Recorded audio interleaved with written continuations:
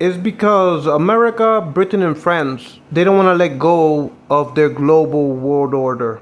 America as a world sole superpower, and Britain, the Anglo-Saxon world order, and then France. And so they play proxy wars with Russia and China. I'm pretty sure Russia and China wants to let the rest of the nations be permanent members of the Security Council, but America doesn't.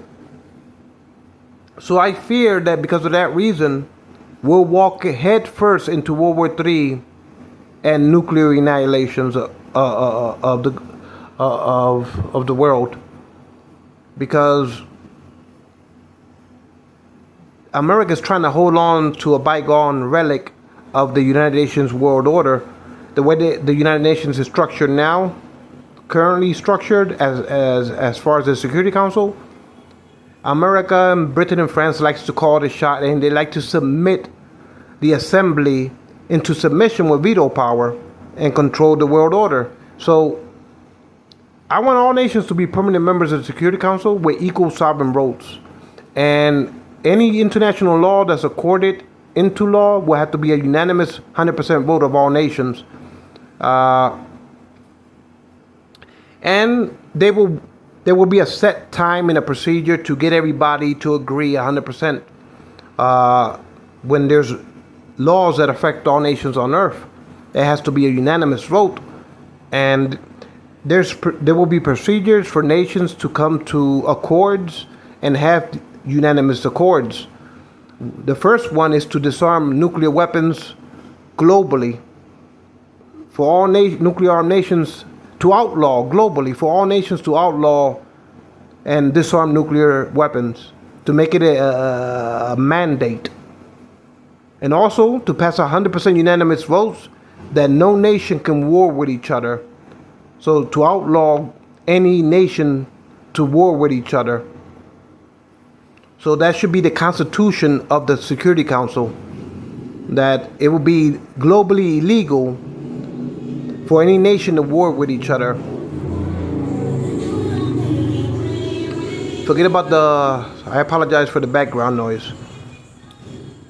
So there's two reasons that is prominent, important for all nations to be set as permanent members of the Security Council with their equal sovereign votes as nation members, permanent members. So the first one is to outlaw and disarm and make it illegal for any nations to have nuclear weapons.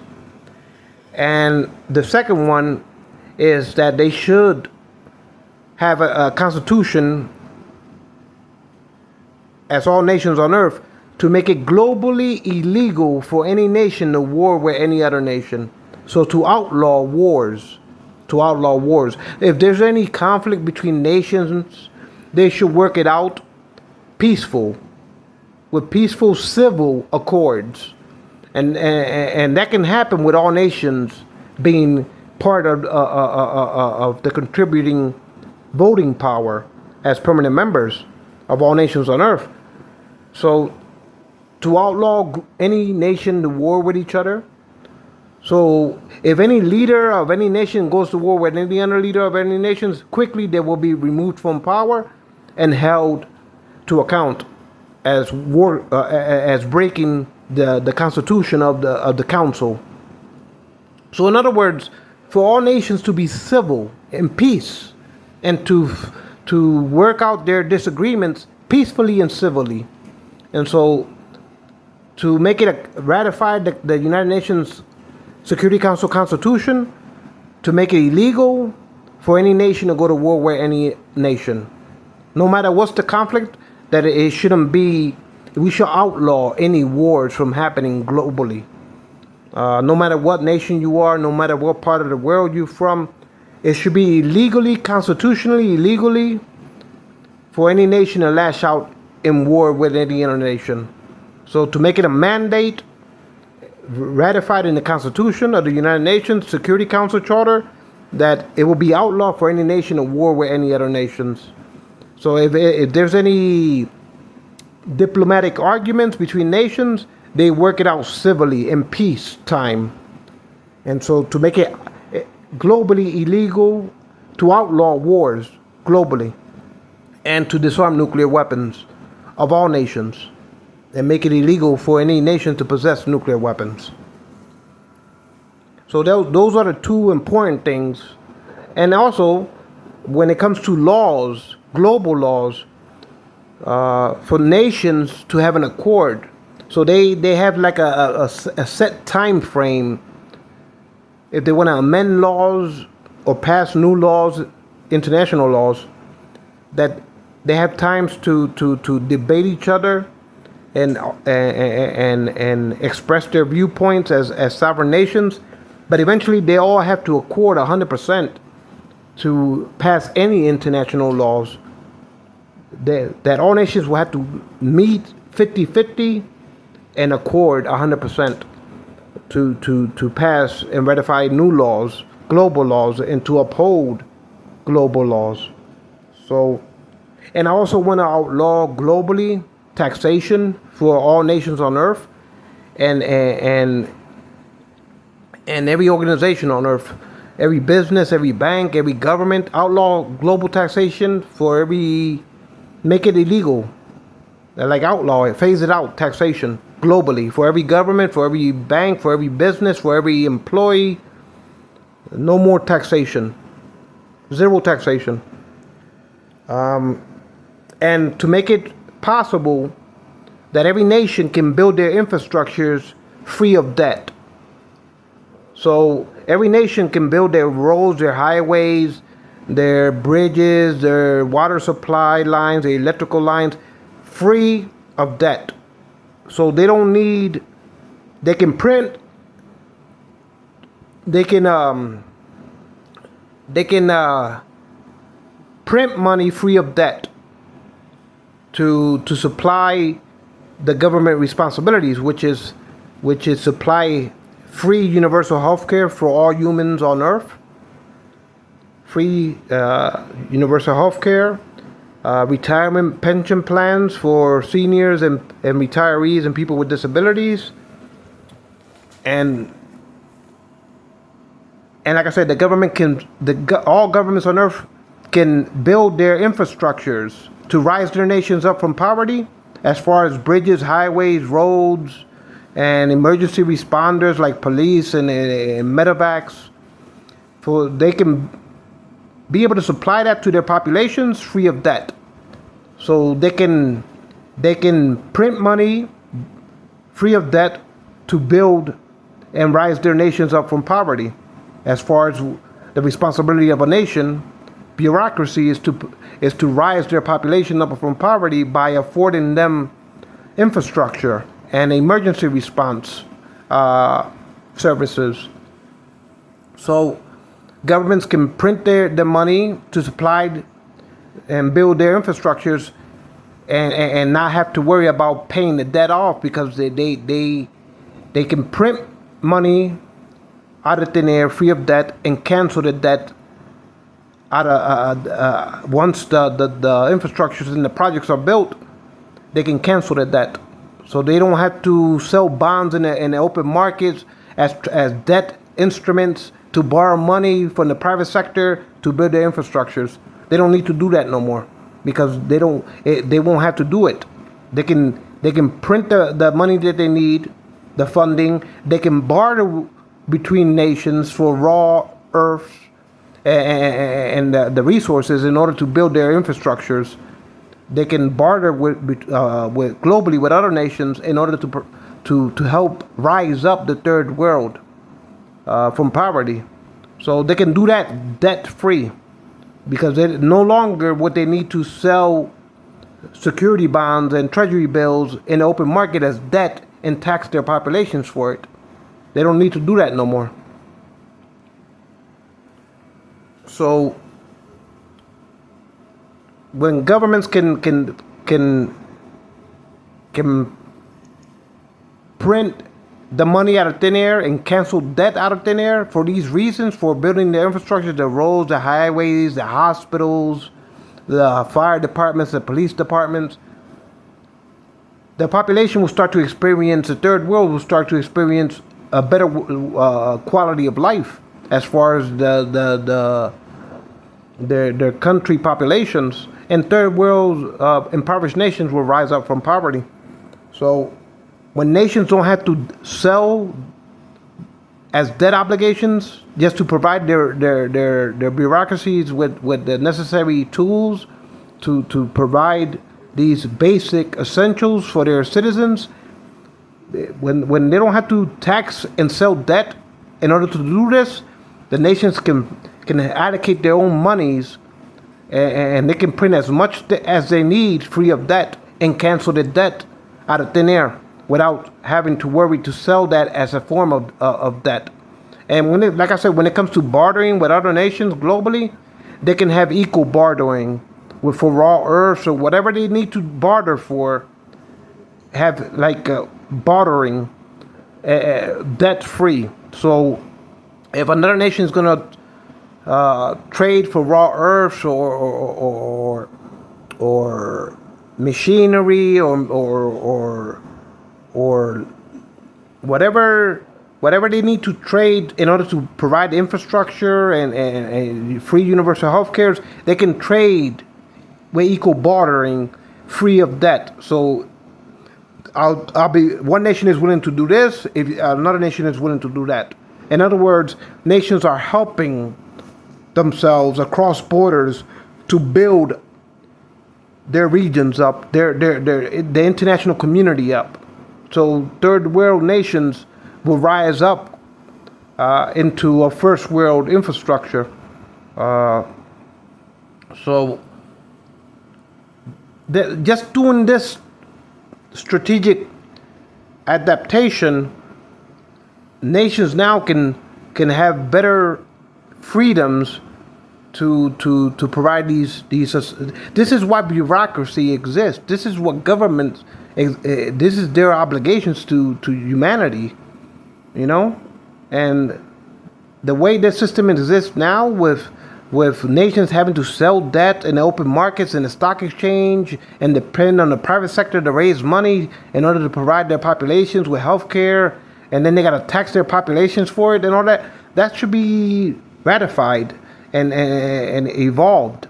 So the way I want to ratify it with my theories, I believe that it will go a long way to helping out nations and humanity on this planet. And so these policies that I want to initiate will go a long way towards that. You're going to still have the private sector. You're going to have free commerce. You're going to have liberal trading. And you're going to have people earning and keeping 100% of their earnings. You know, so there's more stimulation in the economies. There's more people affording consumption goods because now they keep more money. There's people now. Every human being can have access to free and universal health care. There'll be retirement pension plans for globally for all nations, for their retirees, for people with physical disabilities. So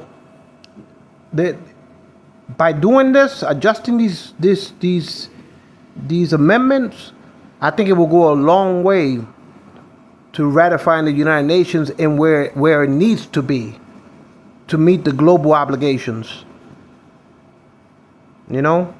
And so I'm disappointed with Washington and the bureaucracy in Washington and Britain and France. You know? I want all nations to have an equal place at the table for these reasons. And I'm the founder of these theories, you know. Nothing will be just perfect. Nothing in this universe is perfect, but it's an evolvement for the better. It's a global evolvement for humanity's bettering ourselves as on this planet when it comes to societies and the governance of nations. So I think it's important. I think it's important. You will still have interests You will have free markets. You will have banking. You will have liberal free commerce. But there will be more money. And yes, there will still be interest. The bank will still loan for interest, for people that want to borrow. But there won't be no taxation. So everybody gets to keep 100% of their earnings, whether it be the private sector, the labor force, the governments. There will be no more taxation for all nations on earth. No more taxation for all nations and all the private sector and the labor force of the world, to outlaw, to get rid of taxation globally. And like I said, every nation can barter across borders with other nations, and even the private sector, they can barter and set accords for the government to be able to print money, to give it to the private sector, print money, and cancel the debt out there. So in other words, the government doesn't have to sell its obligation like a whore, like a prostitute, if you get what I'm saying. All governments don't have to sell themselves for debt, like they do now with the open markets and the taxation global order. It's trickle down economics. It's an asymmetrical system that exists now with America and the European Union, and then the third world is trickle down economics. So, and it's all dependent on global taxation and the private sector and then governments. And governments are always throughout the world indebted to the private sector, and they're enslaved too. So the governments are enslaved, even the private sectors are enslaved, and everybody is enslaved with taxation. It's not fair for no one, and no organization, and no government, and no human being to be taxed. If you provide a service, you should be able to keep 100% of your earnings. And like I said, when it comes to the governments providing the infrastructure, they can print money, because the governments control the money supply. The governments, they coin their sovereign currencies. So the governments can print money out of thin air, debt free, for infrastructure and free universal health care and retirement pensions and emergency response, like fire department and police departments. So they can print their budgets, their yearly budgets, their quarterly budgets, debt free. They don't have to sell debt in the stock markets to provide these services. The government can allocate their budgets debt free, meaning they can print their currency debt free, and they can, once their budgets are completed, they don't have to pay a penny of debt for it. The governments, as far as providing infrastructure, bridges, roads, highways, and when it comes to emergency response and free access to universal health care and retirement pensions. So, and like I said, when nations barter with each other for these purposes, they can set accords in equal trading and bartering. So